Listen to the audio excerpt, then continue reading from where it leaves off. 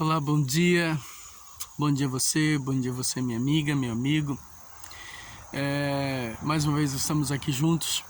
Eu estou aqui para ministrar para você, para a gente ter uma conversa. As pessoas às vezes me perguntam, falam assim, pastor, eu gostaria de ouvir uma palavra mais profunda, né? Você fala assim, eu gostaria de ouvir você falar sobre escatologia. Eu já preguei muito sobre escatologia. Eu gostaria de ouvir você falar sobre a igreja. Eu gostaria que você falasse uma série de outros assuntos que a gente poderia discutir aqui. Mas eu tenho colocado esse canal, falado com você, para falar um evangelho um pouco mais simples. Porque as pessoas elas não estão errando por saberem as coisas. Elas estão errando nas mínimas coisas. Estão errando no perdão, como eu falei. Estão errando no pecado.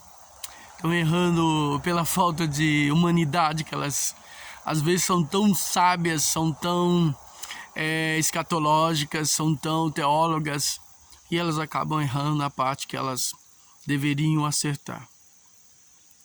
Então eu tenho colocado no meu coração, eu creio que Deus tem aprovado isso, porque quando a gente faz alguma coisa que Deus aprova, a gente sente paz. E se a gente sente paz, isso é a vontade de Deus. E hoje eu gostaria de falar com você sobre paternidade. A gente ouve tantas coisas falando sobre paternidade e algumas vezes as pessoas falam assim, você tem sentimento de órfão. Mas normalmente quem pensa assim é que ele realmente tem um sentimento de órfão. Ele tenta autoafirmar nele de que ele não é órfão, mas a atitude dele é de orfandade. O filho, ele sabe a sua posição, o verdadeiro filho sabe a sua posição. Em primeiro lugar, ele sabe que ele tem um pai. Ele sabe também os seus deveres, ele sabe as suas obrigações e ele sabe também aquilo que ele tem direito. No reino de Deus não é diferente. Apesar de eu ser filho, eu sei que eu tenho direito como filho pela aliança que eu fiz de sangue com Deus através de Jesus Cristo. Mas também eu sei a minha obrigação para servir a Deus e ser servo. Então, não adianta eu dizer aí, você tem mente de pessoa que não é filho, você tem mente de órfão. Mas também nós não podemos ser filho mal criado, nós não podemos ser filhos pedintes, somente exigentes. Nós vemos uma geração, infelizmente, que a nossa geração, pelo menos a minha geração, a gente aprendeu a respeitar os pais e olhar aos pais de uma forma diferente. Ver o pai como autoridade. Apesar deles terem errado muito naquilo que eles acreditavam que era certo, hoje a gente respeita os pais. A gente sabe que muitos pais lutaram e fizeram o possível para que seus filhos tivessem o melhor. Mas muitos filhos não reconhecem isso. Eles acham que têm o direito a tudo e se tornam filhos como filhos daqueles irmão do filho pródigo ou até mesmo o próprio filho pródigo. Tem tudo, alguns têm tudo, e não se acha dono de nada, e os outros acham que tem tudo e é deles tudo, e ele vai e gasta tudo que tem sem conversar com o dono das coisas, os pais. Querem herança antes do tempo, antes dos pais morrerem. Nós somos direito à herança sim, porque Jesus morreu, ressuscitou e disse, agora eu te dou uma herança, eu te dou um testamento, você é dono de tudo como eu sou dono também. Agora eu quero dizer que nós temos que ter um coração realmente de filhos de Deus. Amarmos a Deus e vivermos esse evangelho em toda a sua totalidade. Porque algumas pessoas são muito teólogas, são muito crentonas, né? A gente fala assim. Mas elas se esquecem de que elas têm um direito, são filhos de Deus, têm direito a viver na terra de uma forma maravilhosa, em santidade, sim, em obediência, mas mais do que tudo, viver humanamente. Então nós temos que ser filhos de Deus.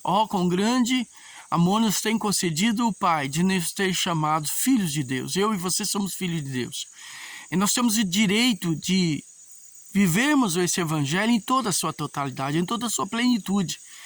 Vivemos perdendo tempo com tantas coisas que são desnecessárias para a vida em família, como filhos de Deus, e vivemos às vezes uma vida medíocre. O evangelho tem que ser ensinado sim, essa é a parte da nossa obrigação como filhos, ensinar e falar daquilo que Deus tem feito na nossa vida. Mas o problema é que a gente não vive essa humanidade. Outros, por outro lado, são gastões.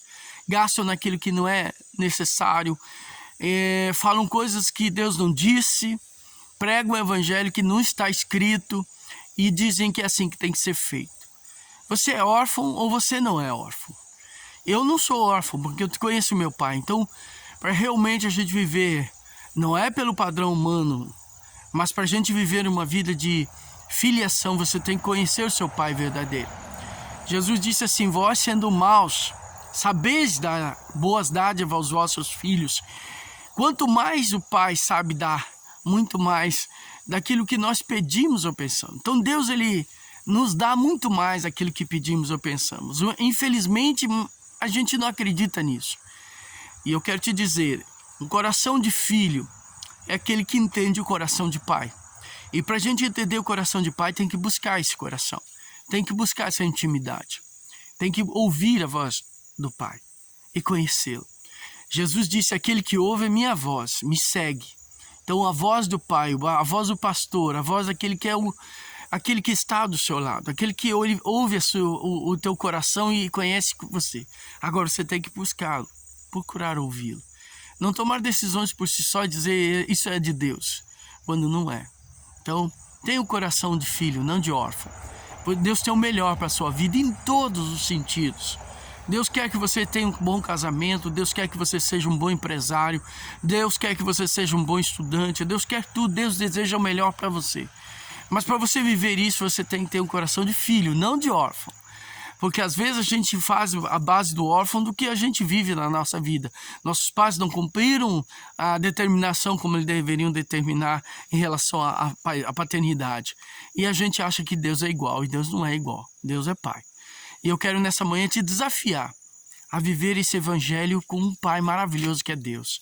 Porque ele ama você e tem o melhor para você em todos os sentidos. Eu não preciso estar aqui profetizando assim, diz o Senhor. Eu só quero dizer, Deus ama você.